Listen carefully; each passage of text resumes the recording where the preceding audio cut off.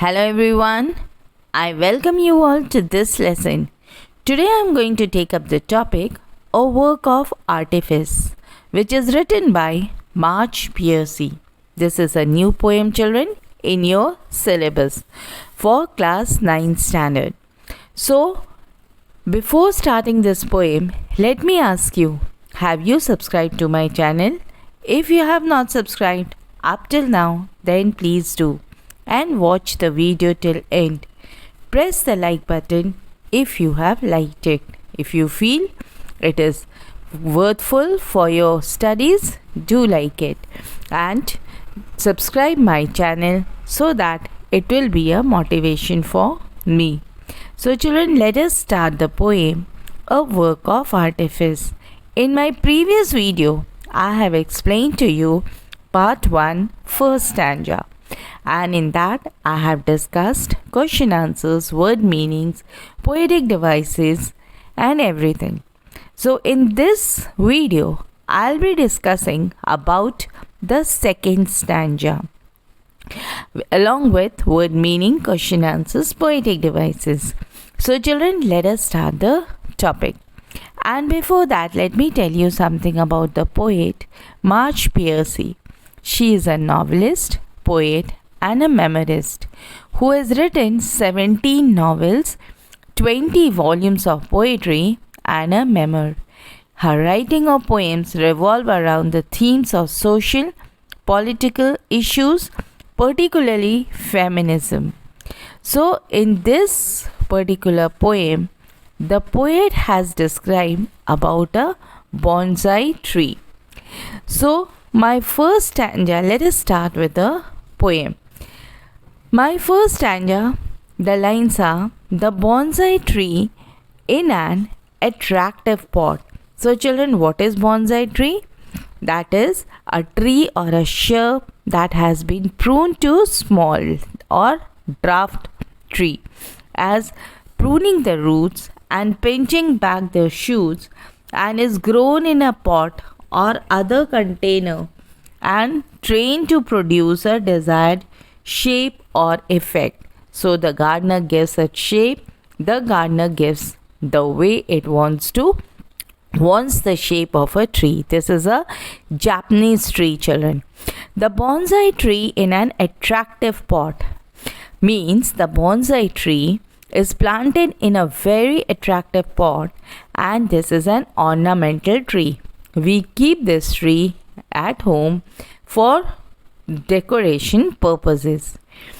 Could have grown 80 feet tall means to say that this bonsai tree, it could have grown 80 feet tall if it was not pruned, if it was not dwarfed, but it cannot. Why?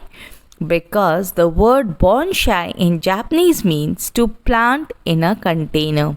For example, the bougainvillea tree, which can grow to an enormous size and height, is crafted by the gardener in such a way that their growth is stunted and we can survive and grow beautifully in a small size pot. So this bonsai tree is made in such a way by the gardener, is pruned in such a way by the gardener that it grows to a short height on the side of a mountain till split by the lightning.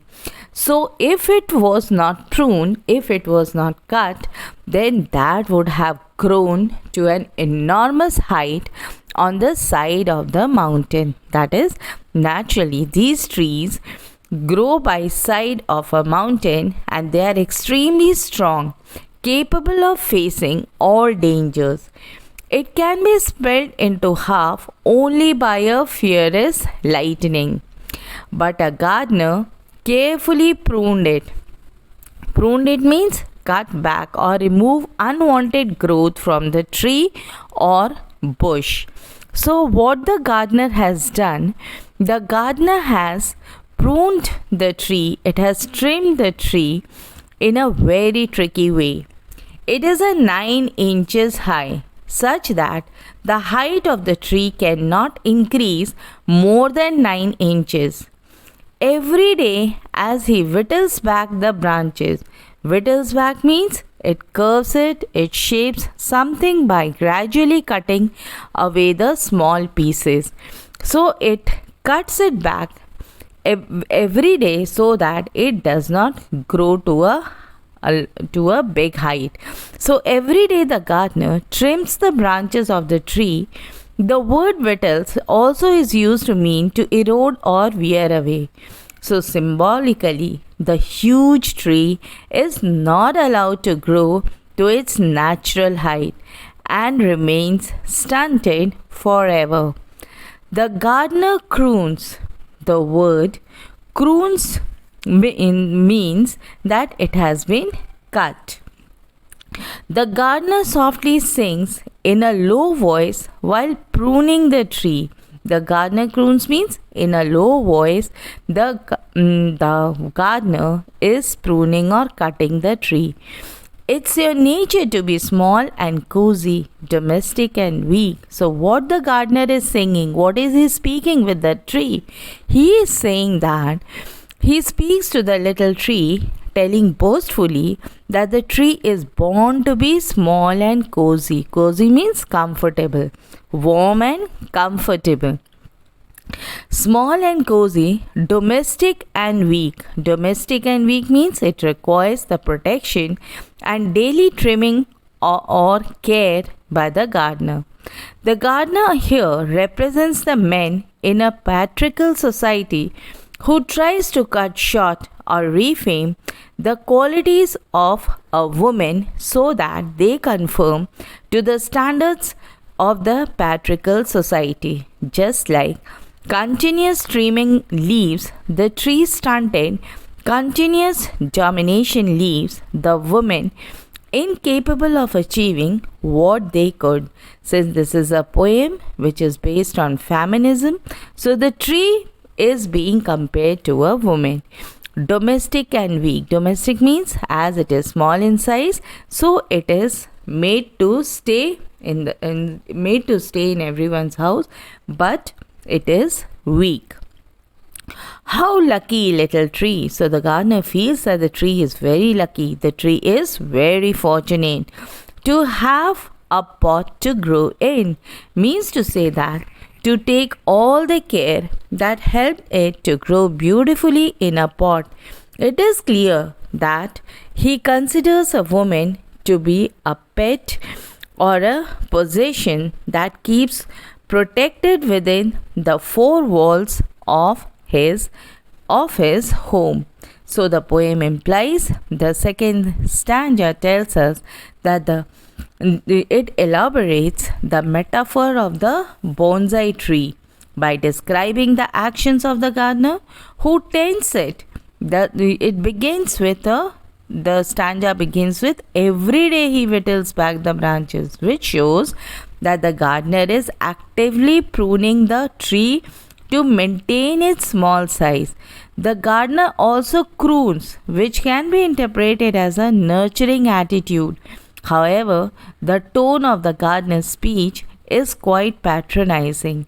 He says, "It is your nature to be small and cozy, domestic and weak. How lucky tree to have a pot to grow in." So he says that the tree is somehow inherently suited to its small size and is instead lucky means fortunate to be kept in a pot rather than growing in the wild near the mountains. The poem also implies that the gardener who is identified as a male is not only limiting the freedom of the bonsai tree by pruning it, but also falsely insisting that it is a tree's nature to be small and cozy, that is, small and comfortable. The application is that the gardener is deceiving himself as much as he is deceiving the tree. Since the nature of the tree is, in fact, to be anything but small, he is imposing his own will on the tree and shaping it to conform on his own desire rather than allowing it to reach to its natural potential. If it was not pruned, if it was not cut, then it would have grown to a great height. The fact that the gardener is male and the tree is female. The poem is a strong feminist commentary on how society imposes his own will on women, shaping them to conform to societal expectations rather than allowing them to reach to their potential. This line, every day as he whittles. So the meaning of whittles means carve or shape something by gradually cutting away the small pieces. Then the gardener croons. Croons means soft and low voice or tone. So softly he is cutting and he is pruning it. Now children, let us do some question answer based on this stanza. So my first question is, what does the line, "It is your nature to be small and cozy," suggest about the bonsai tree?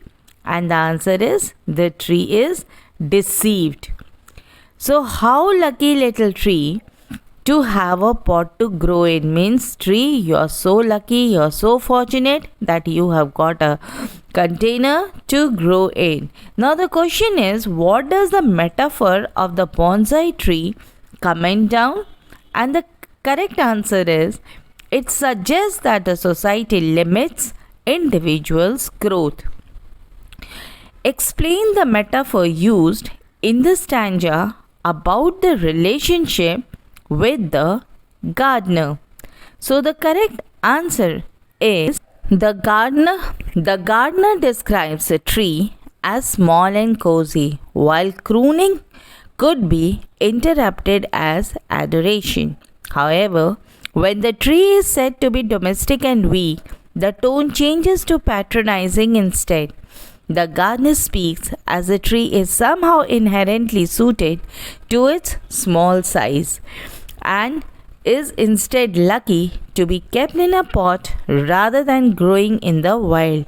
Not only is the bonsai tree freedom limited, but is also deceived in believing that being pruned and caged in a pot is truly its potential. This can be seen as a metaphor of or for how people may try to control and shape others to fit into societal expectations despite their natural tendencies. So my next question is, how does the speaker feel about the tree and the gardener's action in the stanza?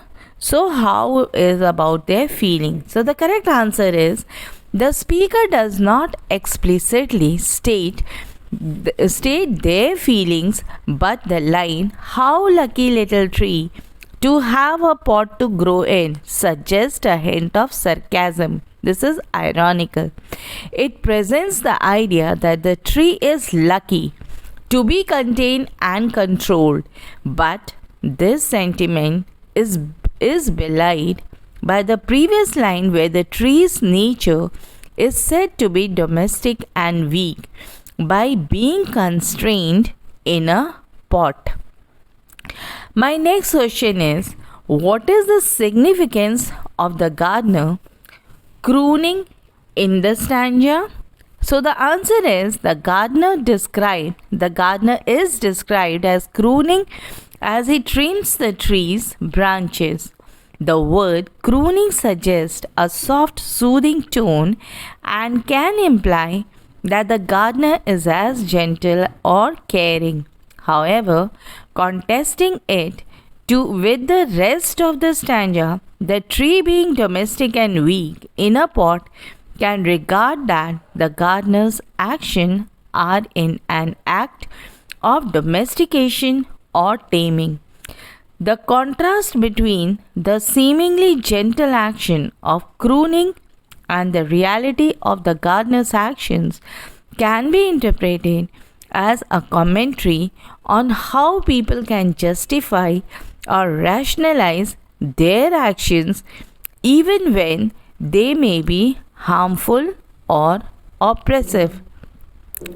My next question is, how does the stanza describe the nature of the tree? And the correct answer is, the stanza describes the nature of the tree is being small and cozy, domestic and weak. This suggests that the tree is naturally inclined to be small and contained and perhaps easily controlled. The adjectives domestic and weak might imply that the tree is content with its conditions and unable to stand alone outside the pot. This phrase can also be understood as a commentary on societal expectations and how they limit individuals' true potential.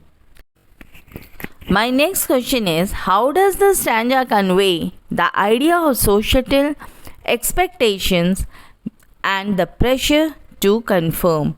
And so the correct answer is, the message of the stanza is open to interpretation, but it appears to be commentary on societal expectations and the way they shape and limit individuals.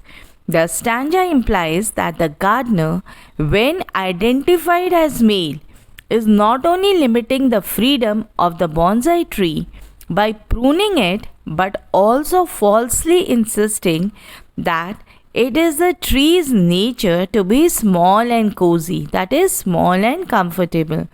The implication is that the gardener is deceiving himself as much as he is deceiving the tree, since the nature of the tree is in fact to be anything but small.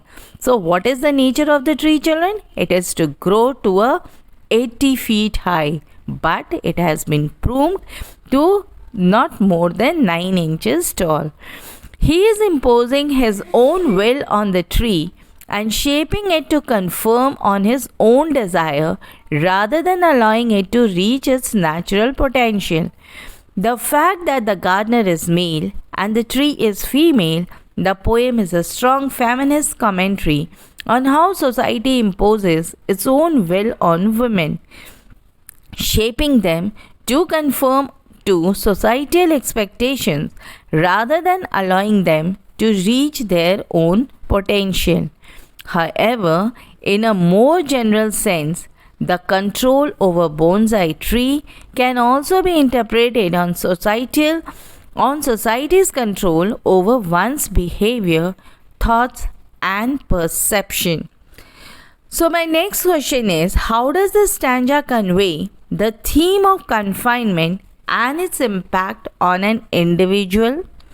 So the answer to this question is, the stanza conveys the theme of confinement and its impact on an individual through the metaphor of the bonsai tree. Bonsai means a loss of growth and freedom. It also implies meaningless and life without space to grow. Just as a bonsai tree's roots and branches are pruned and tightly tied to prevent it from reaching its true potential, individuals are also confined by societal expectations and limited in their growth and freedom. The poem implies that the people are reduced to mere decorations, something to be looked at and admired, but not given the chance to fully flourish, that is, to grow. My next question is, how does the stanza explore the concept of control and manipulation? So the correct answer is, the stanza explores the control and manipulation through the actions of the gardener, who is cutting back the tree's branches to shape it to fit into a specific space or container, to give it a specific shape. This can be seen as a metaphor of how people may try to control and shape others to fit into societal expectations despite their natural potential.